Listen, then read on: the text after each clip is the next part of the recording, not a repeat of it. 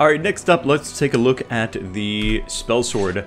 By going to the hero skill book, you can see it's very similar to what the gunslingers looked like and will be the same for the berserker as well. Basic skills up at the top. And then we have Ice and Thunderbolt as the special powers for the spell sword. I currently have 2 Ice and 1 Thunderbolt, or Lightning as I usually tend to call it.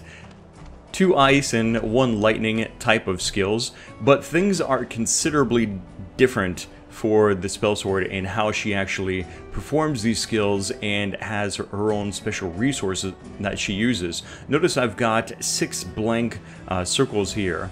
The way that this works for the sorcerer, or excuse me, for the spell sword, is that every time she performs an elemental attack, depending on which type of element she uses, she will generate these runes. Now I have 2 ice runes, and it's telling me to click R to perform an attack. And I will.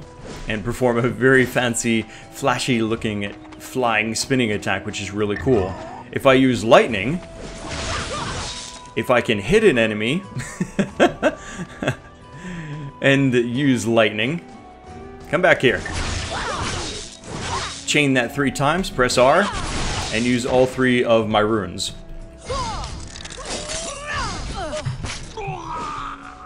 That E was because the enemy was dazed, and you can see I froze him, and then there was raining blades of ice coming out of the sky. Really, really cool stuff. Let's take a look at that 3rd skill. This one is really, really awesome. I love this one, and I love the way it chains. 1, 2. That, even though it doesn't do... Well, I mean, it does do a lot of damage against these guys. That skill actually can one-shot entire troops. I'm not even kidding. Can one-shot entire troops on the battlefield. It's insanely powerful. Let's try out the R skill now with the... It will cost all 4 of those ice runes.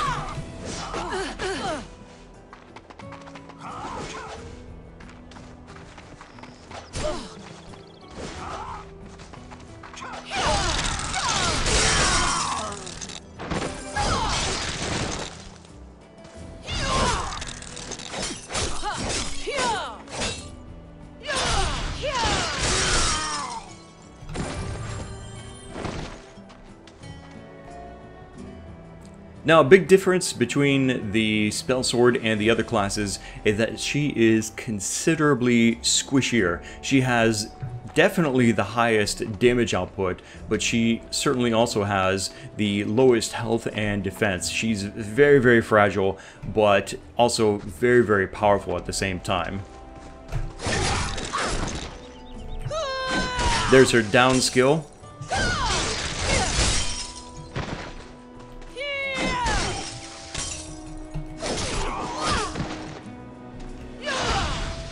And now if I use a skill 1 time, you'll see that I've got a greenish looking icon there with my 1 ice rune. If I click that, that is actually a heal for the spell sword and will come in handy a lot, actually. This is a really great way to keep your health topped up, especially during the bigger fights.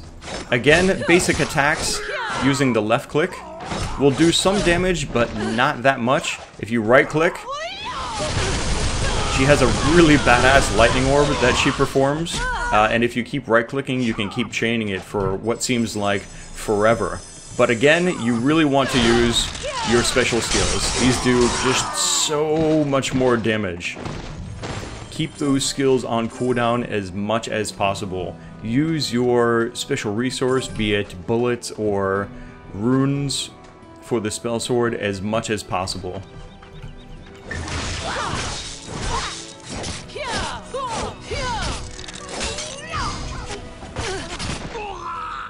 I love that special E skill right there for dazed opponents.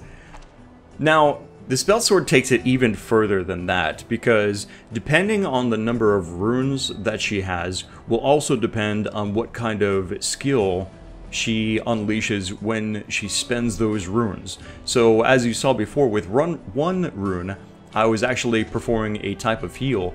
2 runes of either ice or lightning will perform their own attack, and 3 of the other will also do the same. Let me demonstrate this. So with 3 runes, 3 lightning, that's the attack that I perform. If I have 2 runes, I'm going to stop chaining and have 2 runes, then activate, it's a completely different skill. Same for ice. If I have 2, I have the upward slash. If I have 3, come on, 3. Alright, so now I have 3, and that is the skill that she will perform. That's awesome.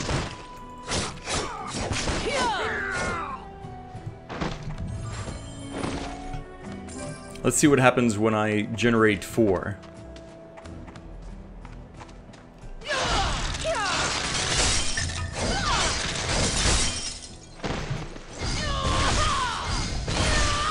Pretty badass.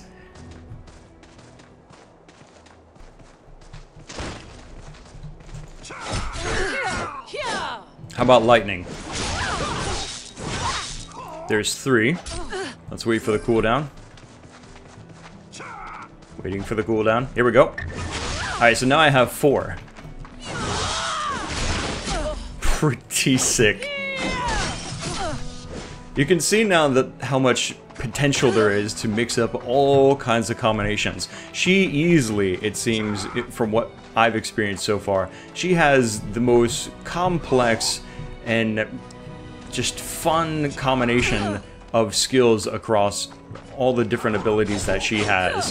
I find this to be really entertaining because the more different things that I can do in a fight, the more interesting it personally is for me.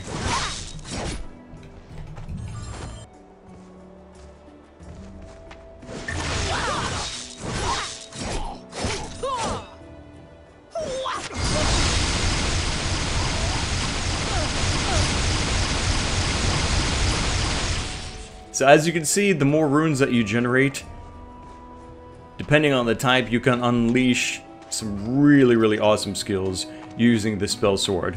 Thanks for watching part 2 of my quick previews of the classes in Kingdom Under Fire 2. If you would like to see more of the spell sword, definitely check out the S-rank mission clear video that I've done recently. And also there are videos, of course, part 1 and 3 of action with the Gunslinger and the Berserker. Let me know what you think in the comment section below.